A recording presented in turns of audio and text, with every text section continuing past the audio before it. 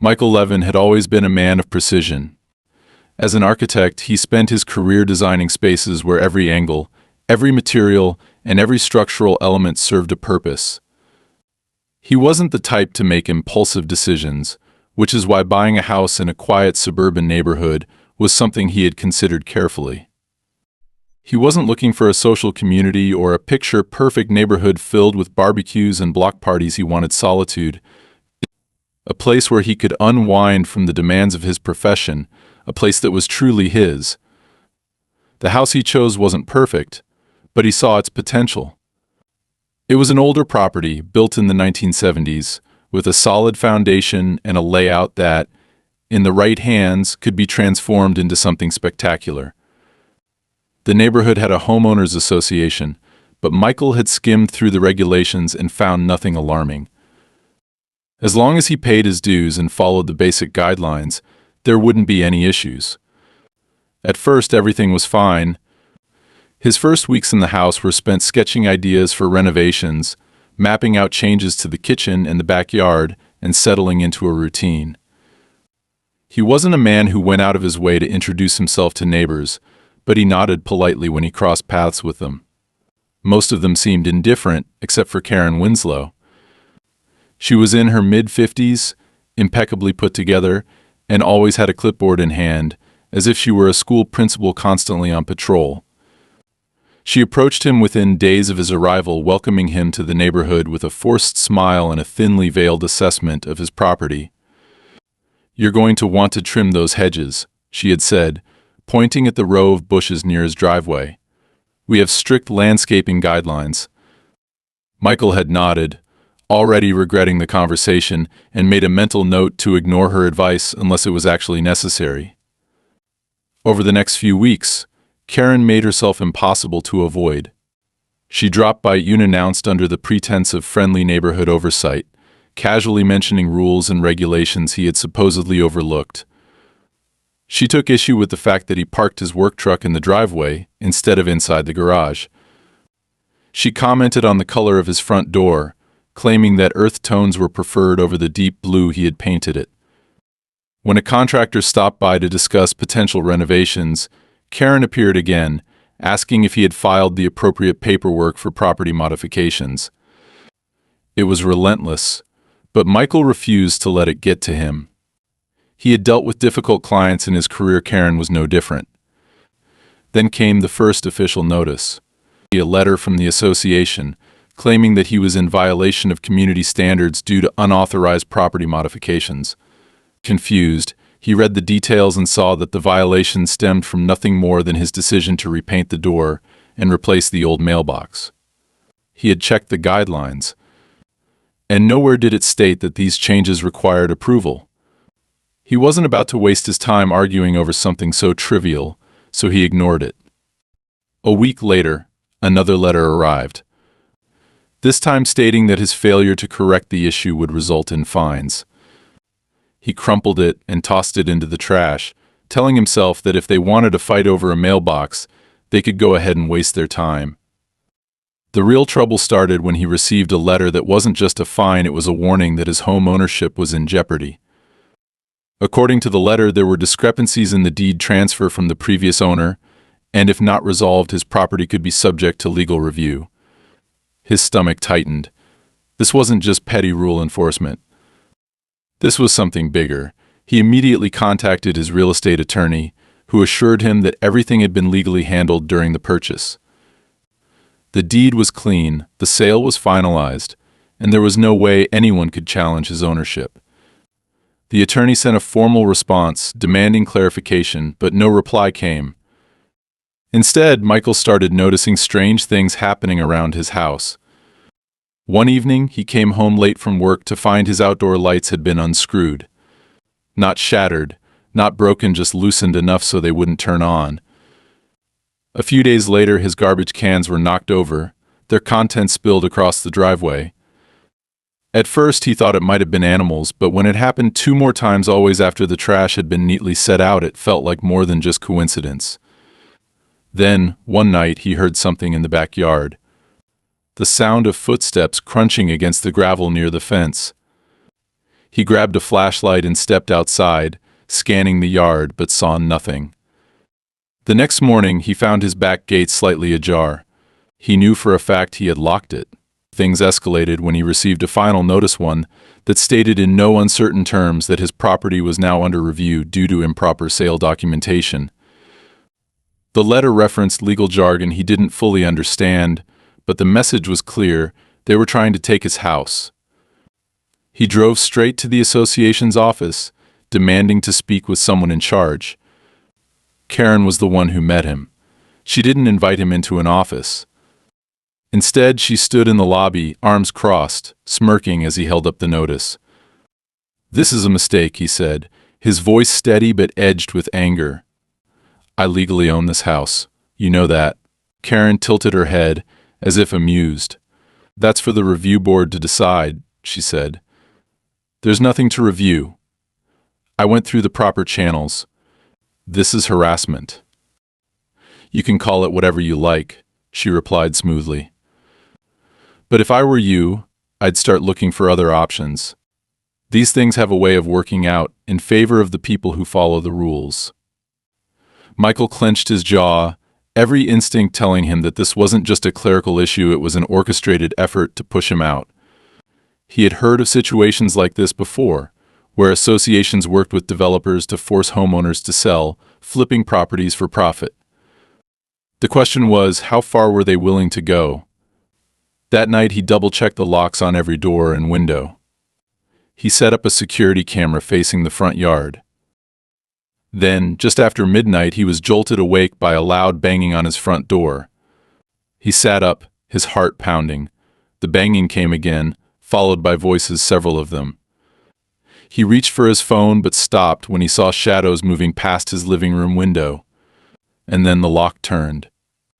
He barely had time to react before the door was flung open, and Karen walked in, flanked by two men. They were dressed in dark clothing, holding tasers in their hands. "Michael Levin," Karen said, her voice calm and authoritative. "You are trespassing on private property. I need you to leave immediately." He stared at her in disbelief. "This is my house." "Not anymore," she said, stepping aside as the two men advanced toward him. And in that moment, as the crackle of a taser filled the air, Michael realized he wasn't dealing with an association. He was dealing with something much worse. Michael barely had time to process what was happening before one of the men lunged at him. He instinctively stepped back, heart hammering, every muscle in his body tensing as he assessed his options. His mind screamed at him to fight, but logic kicked in just as fast. He was outnumbered, unarmed, and had no idea how far these people were willing to go. The taser crackled in the air between them, and he saw the sheer arrogance in Karen's face, as if she had already won. She wasn't worried about consequences. She was confident there wouldn't be any. "This is illegal," Michael managed to say, his voice steady despite the adrenaline surging through him. "You can't just..." The second man moved in, quick and precise, jabbing the taser toward his torso. Michael twisted just in time, avoiding direct contact, but the prongs grazed his arm, sending a white-hot jolt of electricity searing through his muscles. His knees buckled for half a second, but he caught himself against the wall, breathing through clenched teeth. The pain was sharp, but manageable. It wasn't meant to incapacitate, it was meant to scare him into submission. Karen sighed, tilting her head with exaggerated patience. "Michael, you're making this harder than it needs to be. This isn't your home anymore. You can walk out on your own, or we can make you." Michael gritted his teeth, every fiber of his being screaming at him to fight, to resist, but he knew that if he got taken down here, it would be over. There were no cameras recording this. No neighbors would come rushing to his aid. He was alone, and if he wanted to win this war, he had to be smart. His hands slowly raised, not in surrender, but in control. "Fine," he said through his teeth, his voice deceptively calm. "I'm leaving." Karen smiled, satisfied. She stepped back, motioning toward the door. The men stayed close behind him as he walked toward the exit, but his mind was already working through his next moves. He wouldn't get far if they were watching. If they thought he was coming back with the police, they might prepare for it in ways he couldn't anticipate. As soon as he stepped onto his front porch, he saw something that made his blood run cold. His truck was gone. It had been parked in the driveway just hours ago. Now it was nowhere in sight. His pulse spiked. That wasn't just intimidation. That was control. That was power. He turned sharply, looking at Karen. "Where's my truck?" She shrugged with mock innocence. "Oh, you mean that oversized work vehicle that was such an eyesore? It was towed earlier today. You'll have to check with the impound lot. Of course, if there are any violations on file, well, who knows how long it'll be before you get it back." Michael clenched his fists. He had parked legally.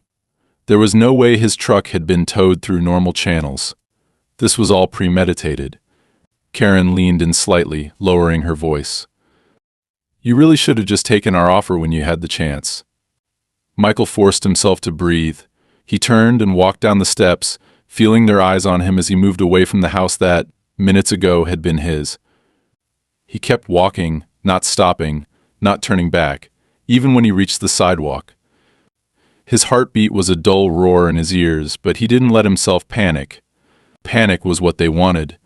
He needed information. He needed proof. And he needed it now. His phone was still in his pocket, and the moment he was out of sight from the house, he pulled it out. The battery was low, but he had enough to make the calls he needed. First, his lawyer. The man picked up after 2 rings. "Michael, what's wrong?" "I need you to check something for me," Michael said, forcing his voice to stay even.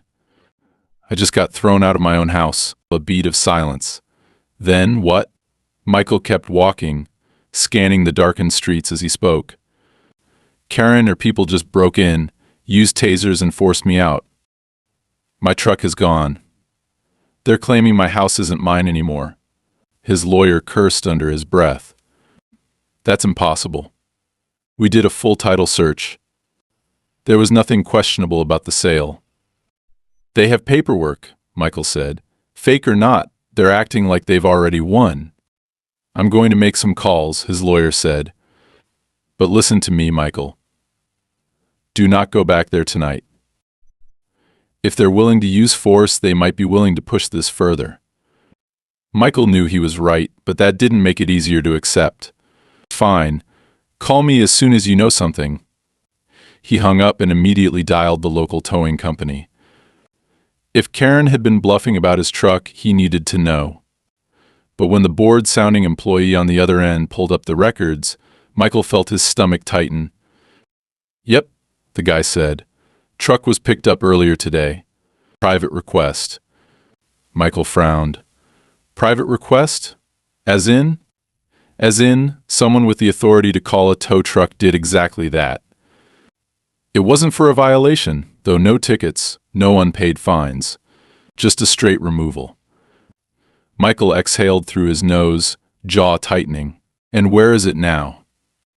The guy rattled off the location of the impound lot, and Michael ended the call. His mind was already racing through possibilities. If they had gone through the trouble of getting his truck towed before they even forced him out, it meant they had been planning this for days, maybe even weeks. He wasn't dealing with reckless opportunists. He was dealing with people who had power, influence, and a strategy. He needed his own. His truck was the first priority. He had supplies in there, documents, tools, and most importantly, a backup key to his house. If he could get it back tonight, he might have a chance to re-enter before they locked it down completely. He pulled up a ride-hailing app on his phone, but just as he was about to confirm the request, something made him stop. His gut tightened, a warning signal firing off in his brain. If they had gone this far, what were the odds that they were watching for him to make his next move? He needed to be unpredictable. Instead of calling a ride, he started walking in the opposite direction of the impound lot, cutting through side streets and alleys, making sure he wasn't being followed. Then, once he was sure he was alone, he stopped at a gas station, used the ATM to pull out cash, and flagged down a random passing cab. When he finally arrived at the impound lot, the clerk looked at him with mild disinterest. "You the owner of the black truck?" Michael nodded. "Got your ID?" Michael slid it across the counter. The man studied it, then nodded and tapped at his computer. "All right, man. Normally we don't release towed vehicles outside of business hours, but..." He gave Michael a knowing look. "I don't get paid enough to care. Just sign here." Michael signed. The clerk disappeared into the lot, then returned with his keys. "It's in space 36. Michael took them, resisting the urge to sigh in relief. But as he walked toward his truck, he felt a cold weight settle in his stomach. The driver's side door was slightly ajar. Someone had already been inside. And if they were willing to go this far, then he was about to find out just how deep this conspiracy ran. Michael's breath slowed as he stood in front of his truck, the driver's side door slightly ajar, a detail so subtle that most people wouldn't have noticed. But he did. Every instinct screamed at him that something was off. He scanned the dimly lit lot, noting the flickering security light above the entrance, the unmanned booth, the chain-link fence surrounding the property. It was well past midnight, and the place was deserted, except for a lone tow truck parked near the exit. His mind raced. If someone had gone through his truck, they could have done it in a hurry, searching for something specific. Or worse, they could have left something behind. He glanced at his phone. The battery was in the red, barely holding on. Slowly, he reached out and pulled the door open wider, the creak of the hinges cutting through the stillness of the lot. The interior was untouched at first glance, no papers strewn about, no compartments forced open, but that didn't mean much. Michael crouched and checked under the seat, running his hand along the fabric. Nothing. Then he reached for the glove compartment, pausing just before opening it. He felt the slightest shift in the latch, a difference so minute that it could have been paranoia, except he knew this truck, knew the way the handle moved, and this wasn't right. Someone had been here. He pressed his lips together, forcing himself to stay calm as he popped it open. His registration and insurance documents were still inside, neatly stacked as he had left them, but when he reached for them, he noticed an extra sheet of paper wedged between them. He pulled it out slowly, unfolding it under the dim light. It was a property transfer document. His name had been replaced with another James Waller. The sale price was listed at half of what he had paid. The signature at the bottom was a crude forgery of his own. Michael's stomach clenched. This wasn't just intimidation anymore. This was a full-blown attempt to erase him from ownership entirely. He flipped the paper over, scanning for anything useful, and found a faint indentation on the back, like someone had written on another sheet above it. Without hesitating, he pulled out a pencil from the center console and lightly shaded over the marks. Words emerged, faint but legible. New locks installed. Confirm security detail. Full handover in 48 HRS. His jaw tightened. They weren't just forcing him out, they were securing the house, planning to finalize the transfer within 2 days. Which meant he had less than 48 hours before he lost any legal leverage. His first instinct was to drive straight to the police, but he already knew how that would play out. A forged document wouldn't be enough. He needed leverage, something undeniable that couldn't be brushed off as a misunderstanding or bureaucratic oversight. He needed access to his house, and that meant getting past whatever new security measures they had put in place. He turned the key in the ignition, but before he could shift into drive, his phone buzzed in his lap. An unknown number. His gut told him to let it go, but he swiped to answer anyway, keeping his voice level. Yeah. Silence. Then a deep, steady voice, "You should stop while you still can." Michael's grip on the wheel tightened. "Who is this?" The caller ignored him. "Your truck was easy to track." "You're predictable, Michael. You don't want to be predictable right now." Michael's pulse pounded in his ears. He glanced around the lot, searching for movement, but saw nothing. "If you think threats are going to scare me off." "It's not a threat," the voice interrupted, calm, measured. "It's a courtesy. You got your truck back. You take it and go. Because if you show up at that house again, you won't be walking away." The line went dead. Michael stared at the screen for a second before shoving the phone onto the passenger seat. His hands were steady, but he felt the weight of what had just happened. This wasn't Karen's style. She was aggressive, but she played within a system she believed in, bending rules to her advantage. This was someone else, someone in the background pulling strings. He exhaled slowly and backed out of the lot, keeping his eyes on the rearview mirror. If they were watching, he wasn't about to lead them straight to wherever he was going next. Instead of heading toward his lawyer's office, he drove in the opposite direction, weaving through side streets before pulling into a 24-hour diner parking lot. He killed the engine and sat there thinking, 2 days. That's all he had. He couldn't storm the house. Not yet. He needed to know exactly what security had been put in place. Cameras? Armed guards? If they were bringing in professionals, he couldn't afford to get reckless. He reached for his phone, but before he could make another call, headlights washed over the parking lot. A black sedan pulled in, slowing as it neared his truck. Michael sat perfectly still, watching as it rolled past. The windows were tinted, but he could feel eyes on him. The car didn't stop. It drove out onto the main road and disappeared into the night. They were tracking him. Watching his movements. Good. Because if they were watching him, it meant they weren't watching what he was planning next. The next hour was spent carefully covering his tracks. He left his truck parked behind the diner and walked 2 blocks to a rental car lot, paying cash for a nondescript sedan. He ditched his phone in the glove compartment and bought a prepaid burner from a convenience store. Then, finally, he made the call he had been avoiding. His lawyer answered immediately. "Michael, where the hell are you?" Michael kept his voice low. "Listen to me. They're accelerating the takeover. I found a forged transfer in my truck, and they're locking down the house. If we don't act now, I lose everything." His lawyer swore under his breath. "I've been pulling records. There's no official transfer in the system yet. But if they have people inside the county office, they could push it through before anyone catches it."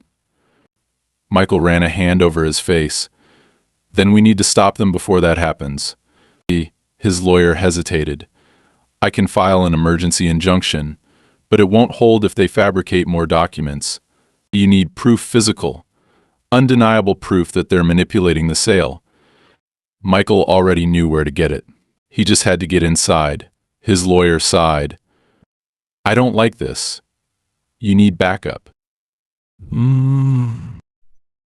Michael exhaled. "I have a plan." And he did. But it wasn't the kind that relied on legal maneuvers or court hearings. If they were willing to erase his existence from his own property, then he was about to remind them exactly who they were dealing with. Because by the time the sun rose, Michael Levin wouldn't be locked out of his own home anymore. They would. Michael forced himself to move with purpose as he crossed the yard, keeping his steps light, his breathing controlled. The documents inside his jacket felt heavier than they were, but he knew their true weight was in what they represented. He had proof now. Proof that this wasn't just a bureaucratic mistake or a petty neighborhood dispute. It was something bigger, something organized, and if they had gone through this much effort to take his home, they weren't going to stop now. The night air was cool against his skin as he reached the street, his rented sedan parked inconspicuously a block away. He resisted the urge to glance over his shoulder, knowing that drawing attention to himself was the worst thing he could do. The neighborhood was quiet, but he could feel the tension pressing in around him. If they had security watching the house remotely, someone would be coming soon. He just had to hope that he had enough of a head start. Sliding into the driver's seat, he pulled the door shut as silently as possible and started the engine. The low rumble of the car sounded deafening in the stillness, but no lights flickered on in the houses around him. He eased away from the curb, keeping his speed casual. It wasn't until he had turned 2 corners that he finally allowed himself to exhale, fingers unclenching from the steering wheel. He needed to see what he had taken. He couldn't afford to wait. Spotting an empty parking lot behind a closed grocery store, he pulled in, cutting the engine. The only light came from the flickering sign near the entrance, casting long shadows across the pavement. He reached into his jacket, pulling out the stack of stolen documents, and started flipping through them. The first few pages were the forged property transfers. His name had been removed from official records, replaced with the unfamiliar James Waller. The signature was a crude attempt at mimicking his own, but it was good enough that at a glance, someone in the county office might not question it. He found similar documents for at least 5 other houses in the neighborhood, each one showing a fraudulent sale at a fraction of the market value. That alone was damning. But what came next was worse. Stapled to the back of the stack was a financial report detailing payments made from an unnamed investment firm to what appeared to be members of the neighborhood council. The amounts varied, but they were significant, especially for a suburban district that had no reason to be moving large sums of money under the table. The more he read, the clearer it became. This wasn't just about his house. It was about control, systematic takeovers, forced removals disguised as legal processes. Karen wasn't acting alone. She was just one cog in a much larger machine. Michael's pulse quickened as he reached the final set of documents. These weren't property transfers. They were internal memos, emails printed out and filed away, likely never meant to be seen by anyone outside the organization.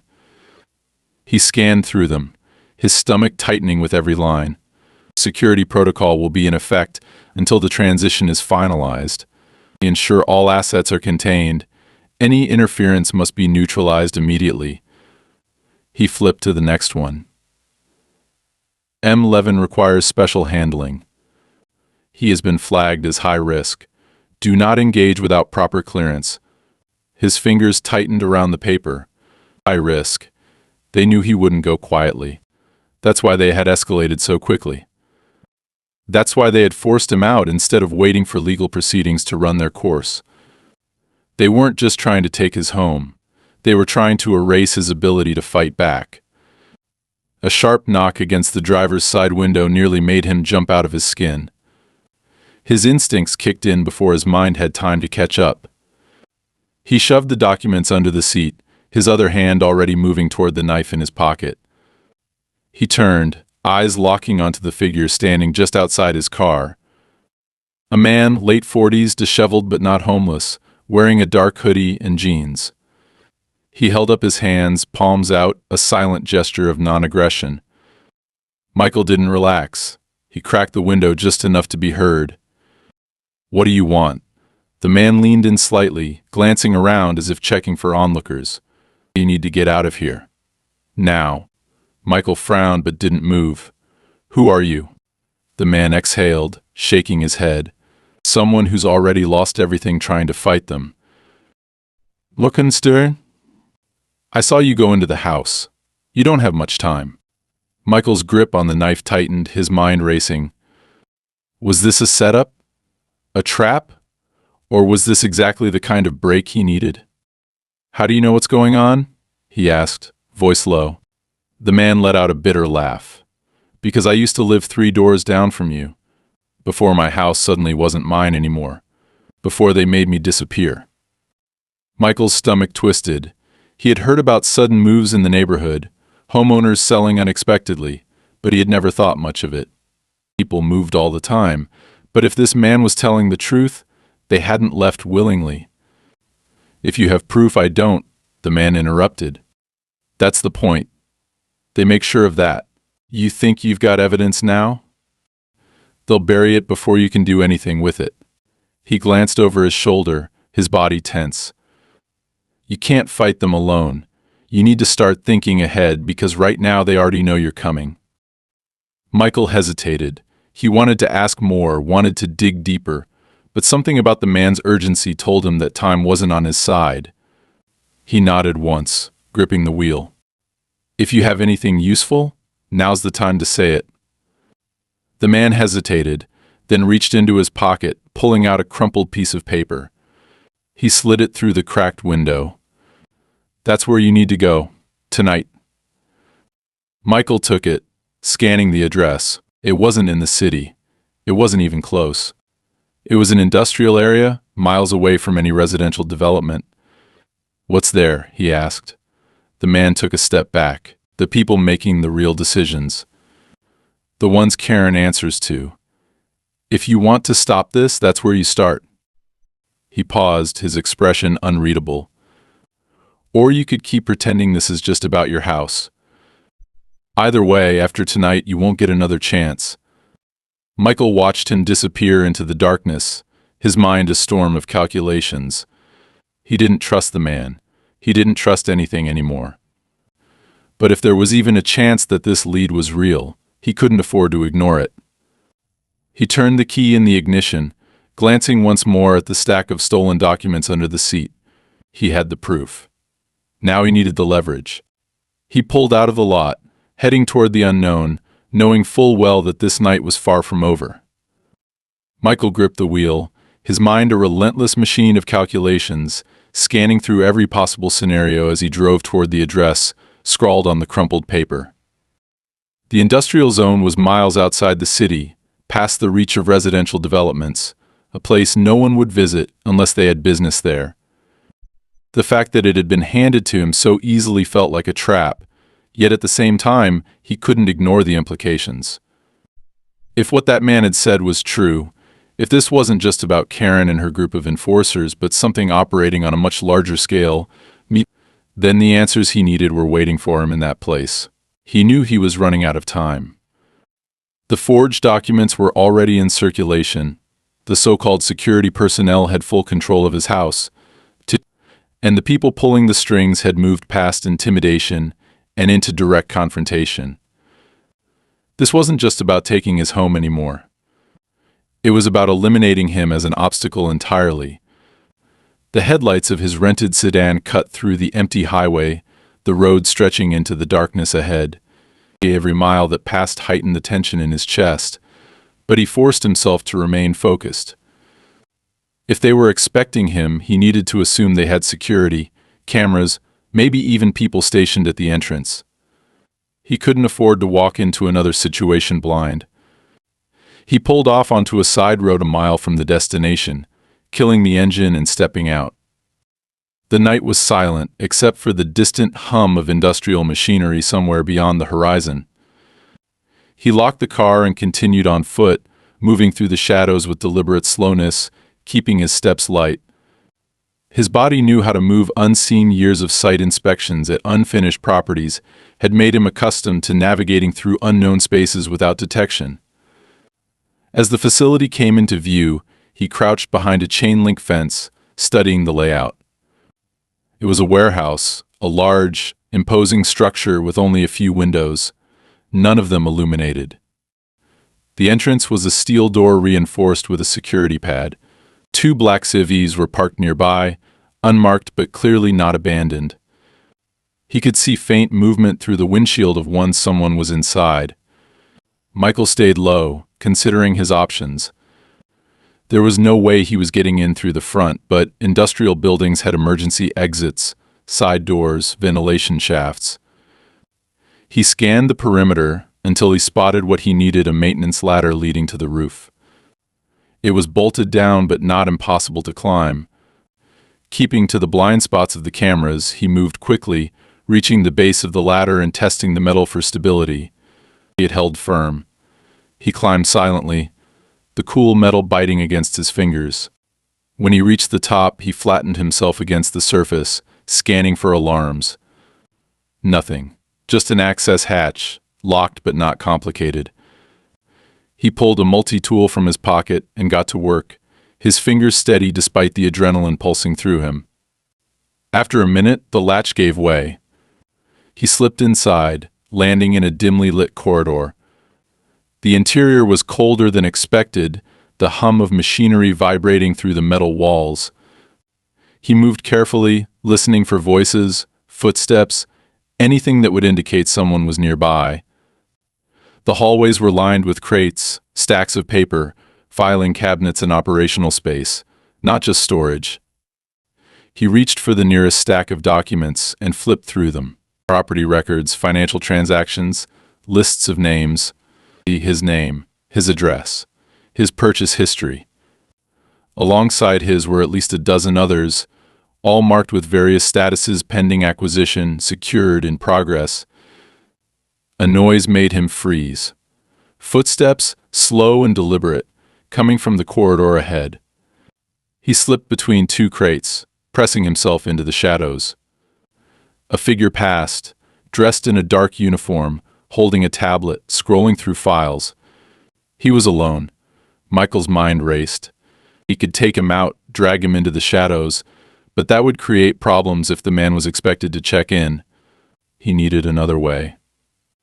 He waited for the footsteps to fade before moving in the opposite direction, finding a door marked secured files, authorized access only.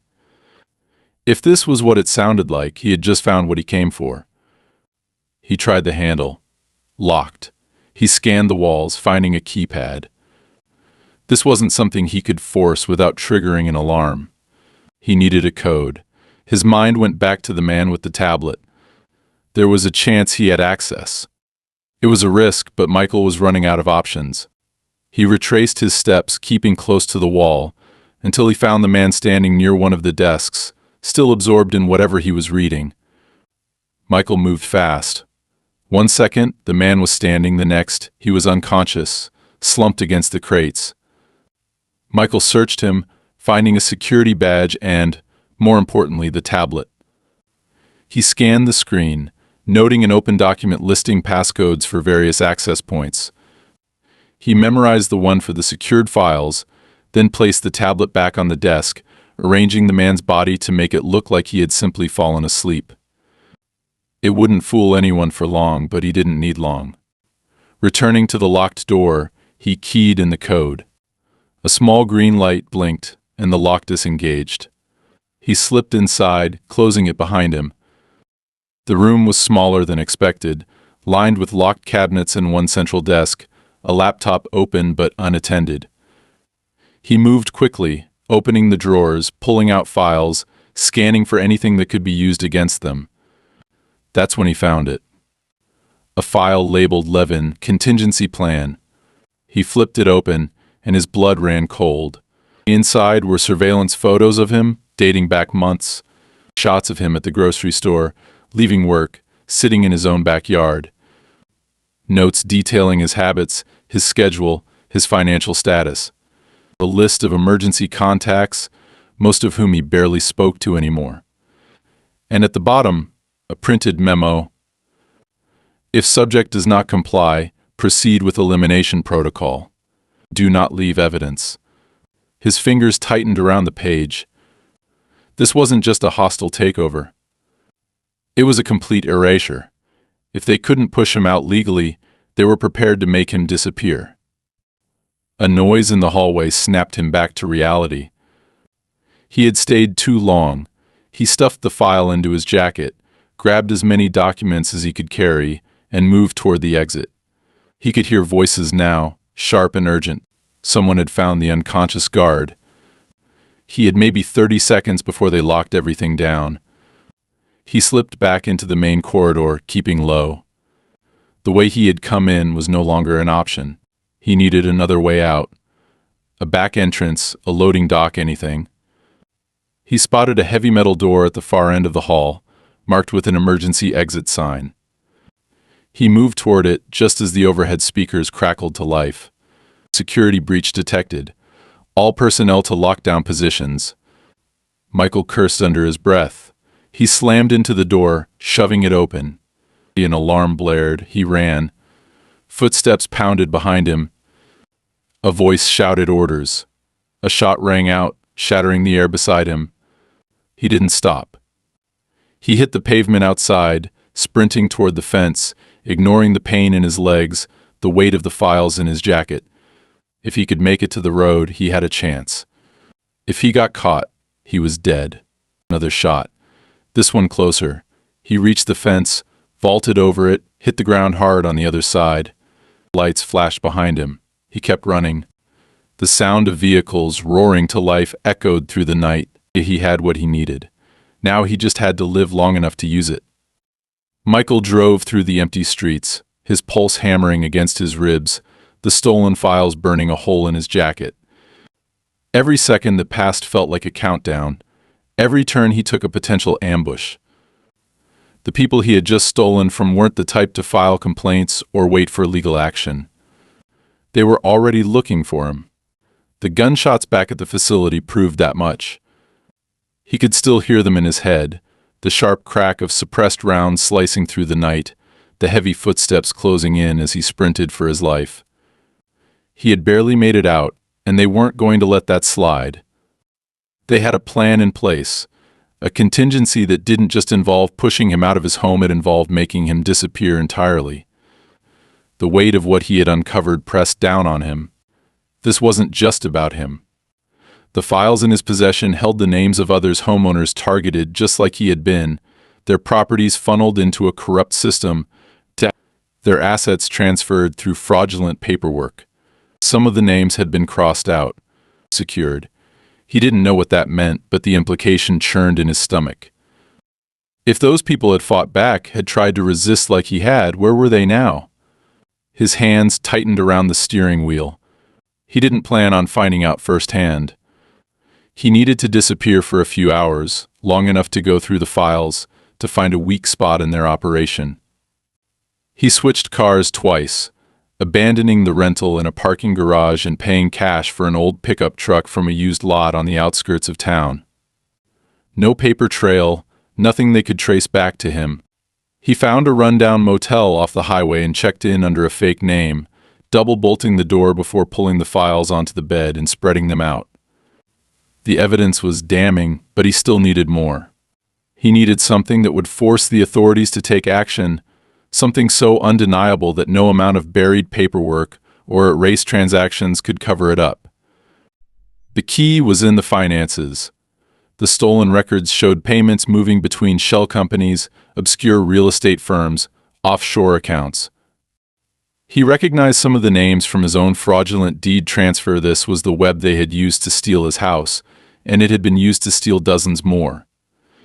He needed a direct link to someone high enough in the chain that they couldn't just cut loose ends and walk away clean. Then he found it. A name buried in the financial transactions, listed as a consultant on multiple property acquisitions, Grant Holloway. Michael stared at the name, his mind pulling at the loose threads. Holloway wasn't just some nobody. He was a developer, a well-connected businessman who had been at the center of several high-profile real estate deals. If he was involved in this, then it meant the corruption wasn't just at the neighborhood level, it was systemic. Holloway had the kind of pull that could make problems disappear, the kind of influence that would explain why the police hadn't stepped in when Karen and her people had first forced Michael out of his home. But Holloway had one weakness. He thrived on control, on calculated risks. And Michael was about to make him feel what it was like to lose control. By sunrise, Michael had a plan. He knew where Holloway's office was. One of the files even listed a property currently under his name, a penthouse downtown. If Michael could get to him, if he could push the right buttons, he could force Holloway to either expose himself or give up the people protecting him. But Michael wasn't naive. He knew walking into Holloway's office would be a death sentence. He needed leverage first, something that would put the man on edge before Michael even made contact. He pulled out his phone and dialed his lawyer, the only person he still trusted. "I need you to leak something for me," he said as soon as the man picked up. "A financial paper trail, the kind that ruins people." There was a beat of silence. Then, "Jesus, Michael, where did you get this?" "Doesn't matter. I need it in the right hands. The kind of hands that won't bury it." His lawyer exhaled sharply. "I know a journalist. If this is as bad as it sounds, they'll run with it." "It's worse," Michael said. "And by the time they realize what's happening, I need it to be too late for them to shut it down." He hung up before his lawyer could ask anything else. He didn't have time for explanations. By the time the first article hit the news, Holloway would know his name. And that's exactly what Michael wanted. By midday, the leaks had started to spread. A local news site ran an expose on fraudulent property acquisitions, mentioning a high-level developer with ties to illegal land grabs. The article didn't name Holloway directly, but anyone with half a brain could connect the dots. The second article came an hour later. Then a third. By evening, Michael's phone buzzed with an unknown number. He let it ring 3 times before answering. A controlled, measured voice came through the line. "Mr. Levin, I assume you know who I am?" Michael smiled to himself. Holloway had taken the bait.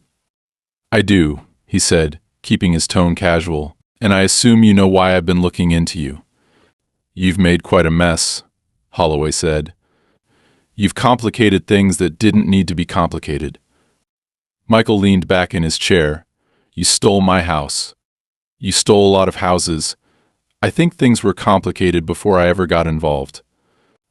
There was a pause, just long enough to let the weight of Michael's words settle. Then Holloway spoke again, his voice quieter this time. "I don't know what you think you're going to accomplish, but let me give you some free advice. You're up against something bigger than you understand. You can keep fighting, but eventually you're going to lose. And when that happens, it won't be a court decision that settles things. It'll be a closed casket." Michael's grip tightened around the phone. "You sound nervous, Grant." Holloway chuckled. "I don't get nervous. I get things done." "Then meet with me," Michael said. "Let's talk in person." Another pause. "Then you're either the bravest man I've ever met, or the dumbest." "Let's find out," Michael said. 1 hour, your office. No security, no backup. Just you and me." Holloway exhaled through his nose. "You know I can just kill you the second you walk through that door, right?" Michael smiled. "I know you won't, because if anything happens to me, I've made sure certain files go public. Files you don't want anyone seeing." There was a long silence. Then Holloway said, 1 hour. The line went dead. Michael exhaled slowly, sliding the phone into his pocket. This was it. The final move. By the time the night was over, Holloway would either give him what he needed or Michael wouldn't be walking out of that office. Either way, this ended tonight. Michael stepped into the towering glass building, the weight of everything he had done pressing down on him like a storm cloud about to break. The lobby was silent, almost eerily so, with polished marble floors that reflected the overhead lights. He kept his stride even, his breathing steady, knowing that every second from here on out mattered. Holloway's office was on the top floor, and as he approached the elevator, a suited man by the reception desk glanced at him but said nothing. No one stopped him. No security detail waiting to block his path. Just as agreed, yet Michael knew better than to believe in clean deals with men like Holloway. The elevator doors slid shut, and he leaned against the cool metal wall, his reflection staring back at him with dark, unblinking eyes. His shirt was slightly wrinkled from the chaos of the last 24 hours, his knuckles still bruised from climbing fences, forcing locks, and running for his life. He flexed his fingers, forcing them to loosen. He needed to look in control when he walked through those doors. He needed to be the man holding all the cards. The digital panel counted up 42nd floor, 43rd, 44th. A small chime rang out as the doors opened, revealing a wide, open-concept office with floor-to-ceiling windows that framed the city skyline. Grant Holloway sat behind an imposing glass desk, his fingers steepled together, his expression unreadable. He looked exactly like the kind of man who thought he owned the world's sharp suit, watch worth more than most people's cars, the posture of someone who had never been told no. Michael stepped forward, his footsteps echoing across the polished floor. He didn't sit. Neither did Holloway. "You've been busy," Holloway said, his voice carrying the smooth confidence of someone used to dictating the terms of every conversation he entered. Michael pulled the stolen documents from inside his jacket and tossed them onto the desk between them. "So have you." Holloway glanced at the papers but didn't touch them. Instead, he exhaled slowly and leaned back in his chair. "I assume you think this is leverage." Michael held his gaze. "It's not just leverage. It's proof. Proof that you and your people have spent years stealing homes, laundering money through fake property transfers, and erasing anyone who gets in your way. Holloway didn't flinch, didn't shift in his seat. Instead, he picked up the top sheet, skimming it with mild disinterest before setting it back down. And what exactly do you plan to do with this? Michael tilted his head. That depends on you. For the first time, Holloway's mask cracked just slightly. A flicker of amusement. You're bluffing, he said. If you had real power, you wouldn't be standing here trying to negotiate. You would have already burned me to the ground. Michael reached into his pocket and pulled out his phone, turning the screen toward Holloway. A pre-scheduled email draft sat open, the recipient list filled with reporters, government officials, and legal contacts. The subject line was simple: full disclosure. His finger hovered over the send button. Try me, Michael said quietly. A long silence stretched between them. Holloway's eyes flickered to the screen, his jaw tightening just slightly. Then, slowly, he leaned forward, resting his elbows on the desk. What do you want? Michael didn't hesitate. You're going to reverse every fraudulent transfer. Every homeowner you forced out is getting their property back. You're going to pull every string you need to make that happen, and you're going to do it quietly, without legal disputes or bureaucratic delays. Then you're going to walk away from this operation and make sure no one picks up where you left off. Holloway let out a small laugh, shaking his head. And if I refuse? Michael tapped the phone screen lightly, making sure Holloway saw how little effort it would take. Then you go down, and I make sure you take everyone with you. No deals, no cover-ups, just complete and utter exposure. Holloway's fingers drummed against the desk, his gaze calculating. Michael could see it happening in real time, the rapid processing of consequences, the assessment of risk, the realization that even if Holloway survived the legal ramifications, his empire wouldn't. Men like him didn't operate in the public eye. Their power came from working in the shadows, from never being named. And Michael was about to drag him into the light. Finally, Holloway let out a slow breath and gave a single nod. Fine. Michael didn't smile. He didn't feel relief. Not yet. I want confirmation within 24 hours. If I don't see progress, I hit send. Holloway's expression darkened. And what happens when I follow through? Do you delete everything and pretend this never happened? Michael's eyes stayed locked on his. What happens next depends on you. If I see any signs that you're still in this game, if I hear about one more house stolen, one more family pushed out, I won't just take you down. I'll make sure you never recover. For the first time, Holloway looked genuinely annoyed. You should have been a businessman, he muttered. Michael turned, heading for the elevator without another word. He had won. He didn't need to stay and gloat. He pressed the button, waiting as the doors slid open, stepping inside and watching as Holloway sat motionless at his desk, calculating his next move. By the time Michael reached the street, his hands were shaking. The adrenaline was finally catching up to him, the weight of the last few days pressing against his ribs. He walked 3 blocks before getting into a cab, directing the driver toward his lawyer's office. The next 24 hours passed in a blur of tense anticipation. The phone calls started early, the first confirming that legal processes had already been set in motion to reverse the fraudulent transfers. By midday, news broke that Holloway was stepping away from his firm, citing personal matters. By the following evening, homeowners, some of whom had been gone for months, began receiving official notices reinstating their properties. Michael watched it all unfold, never fully allowing himself to believe it was real until he stood in front of his own house again, the front door key in his hand. The security locks were gone. The cameras had been removed. The house was his again. He stepped inside, the familiar scent hitting him all at once. For the first time since this all began, he allowed himself a moment to just breathe. He walked through the rooms, running his fingers along the walls, grounding himself in the reality that he had fought and won. Karen was gone. The operation dismantled. Holloway had walked away to protect himself, and if he had any sense, he would stay gone. Michael sat on the edge of his couch, staring at the phone in his hands, his thumb hovering over the full disclosure email. He could still send it. He could burn Holloway down completely. But then what? The system would protect him, bury him somewhere else, let him rebuild in another city under a different name. Michael had gotten what he needed. The fight was over. With a deep breath, he deleted the draft. His house was his again. His life was his again. And for the first time in weeks, he allowed himself to believe that he was finally safe.